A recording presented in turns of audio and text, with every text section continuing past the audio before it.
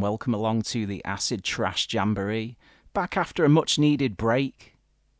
So yeah, for this episode, I'll be easing gently back into things by talking about a bunch of 70s and 80s films, given a new lease of life in the past few years by the Severin Films company, who, in my opinion at least, are one of the finest labels currently in operation when it comes to re-releasing trash, horror and exploitation cinema.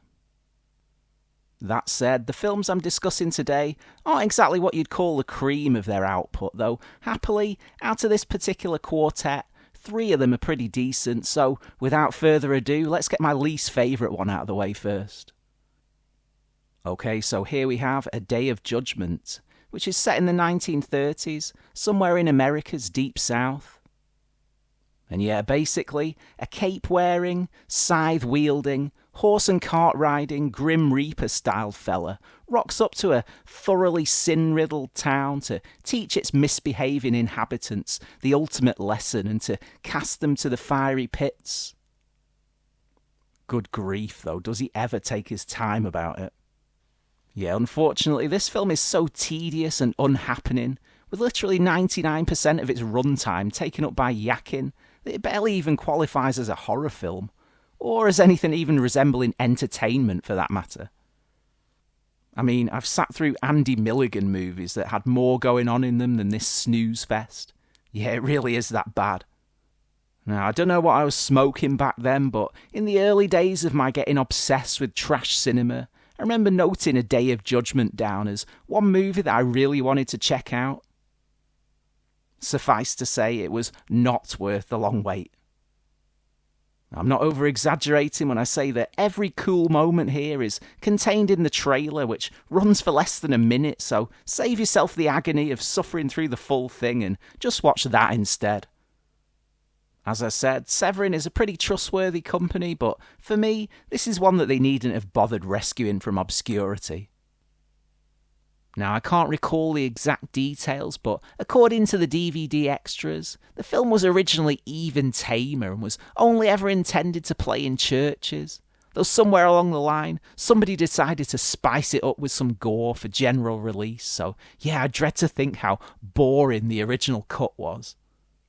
It's also worth noting that the film's director, Charles Reynolds, was also an actor, not only appearing in the frankly dismal Another Son of Sam, but Ray Dennis Steckler's early 70s hallucinatory delight, Cynthia the Devil's Doll, and our old friend Carnival Magic, which plays out like a veritable cinematic masterwork compared to A Day of Judgment.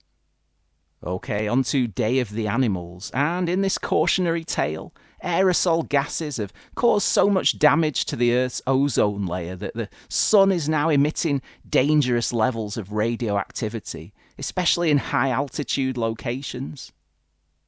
Consequently, all manner of wild birds and beasts have ended up going bonkers, taking their rage out on those unlucky enough to be caught invading their territory. Ignoring dire warnings of countless unexplained accidents that have taken place on the same trail in the preceding weeks, a ragtag group of hikers set off up a mountain anyway, and after stumbling across an ominously deserted campsite, sure enough, they end up on the receiving end of Mother Nature's wrath as wolves, vultures and bears alike attempt to rip them to shreds. The animal madness soon spreads to a neighbouring town, at which point the army have to be called in to fight back.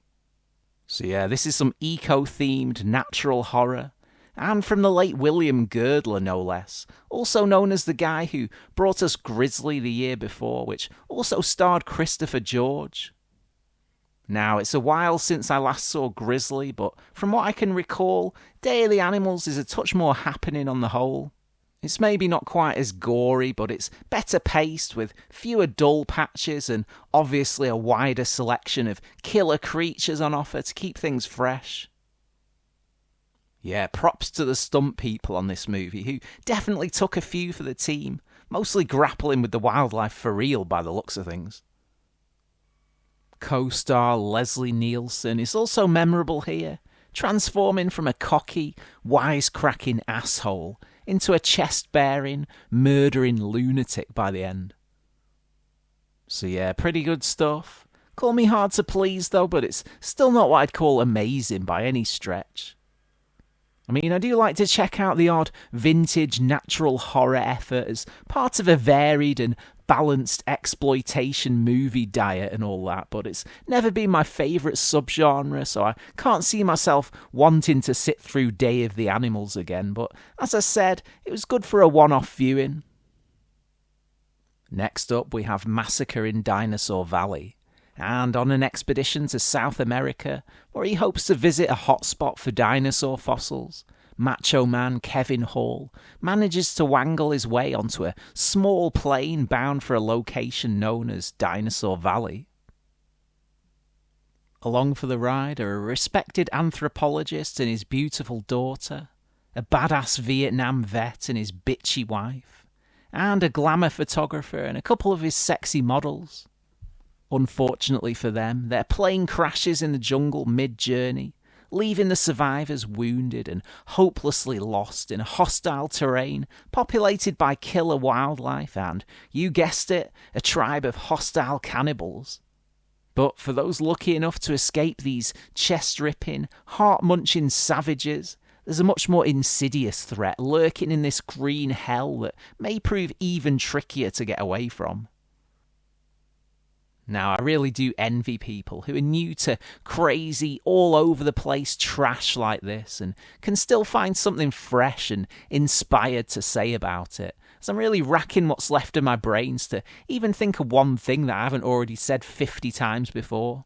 Yeah, without going too off topic, prior to setting up this channel, I used to fill up entire notebooks with reviews, so along the way I've covered hundreds of films already to some degree, among them a whole load of very similar jungle-based cannibal adventure epics. Now, don't get me wrong, Massacre in Dinosaur Valley is a thoroughly entertaining and amusing example of that subgenre, but at the same time, there's nothing in it to particularly make it stand out from the pack. Yeah, the reality is that in a few weeks' time it'll no doubt join all the others in the indistinguishable mulch of my memory banks. Anyways, despite being marketed as Cannibal Ferox 2 in some territories, it's nowhere near as brutal as Umberto Lenzi's grubby video nasty classic, thankfully with little to no animal cruelty that I can recall. There's still a bunch of gore on offer and the bare minimum of slow, boring parts, so that's good. Yeah, if you're a sucker for the cannibal boom like me, then you'll no doubt want to get around to this one at some point. It's fun stuff for sure, just don't expect it to blow your mind. We finish with Patrick Still Lives, in which 5 people, 2 couples, plus a lone male, arrive at an eerie and remote mansion at the behest of a chap named Dr. Herschel, who operates both a clinic and a health spa inside this sprawling building. Unsure exactly why they've been summoned there, despite the simmering hostilities between them all, the guests try to relax and enjoy the facilities, though they soon start to feel uneasy when one of their number turns up dead. Herschel is quick to reassure them that there's nothing sinister afoot. We know otherwise, of course, and before long, the others start to find themselves on the receiving end of some seriously strange and ultimately fatal supernatural phenomena. Could it all be to do with the comatose lad that Herschel keeps locked away in a secret laboratory? I wonder. Well, this Mario Landi effort from 1980 is a mixed bag.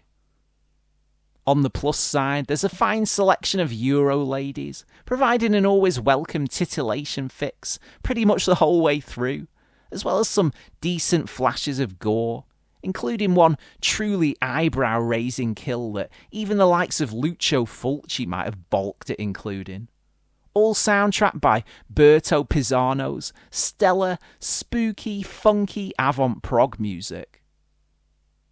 Yeah, of particular note is the blatant Tubular Bells rip-off theme tune.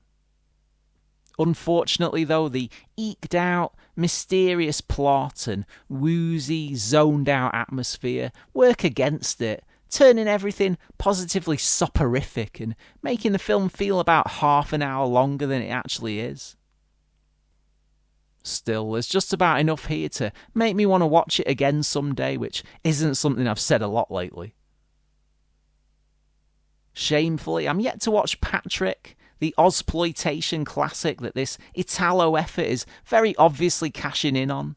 So I've no idea how it stacks up against that, though. One review I spotted said that it's tame compared to its so-called sequel, so maybe I don't have to bother. One final bit of trivia for you before I sign off, but apparently the mansion used in Patrick Still Lives is the same one from the eternal trash classic Burial Ground, The Nights of Terror. It's ages since I last watched that one, so predictably I didn't notice. Okay, so that wraps up this edition. Not the greatest selection of films by any means, but as I've said before, that's how it goes sometimes. Anyways, there's plenty more content along these lines in the works, so if that sounds your bag, please consider hitting subscribe to be kept up to date. So yeah, big thanks to everyone who's subscribed and watched the videos so far, and I'll catch you again soon on the Acid Trash Jamboree.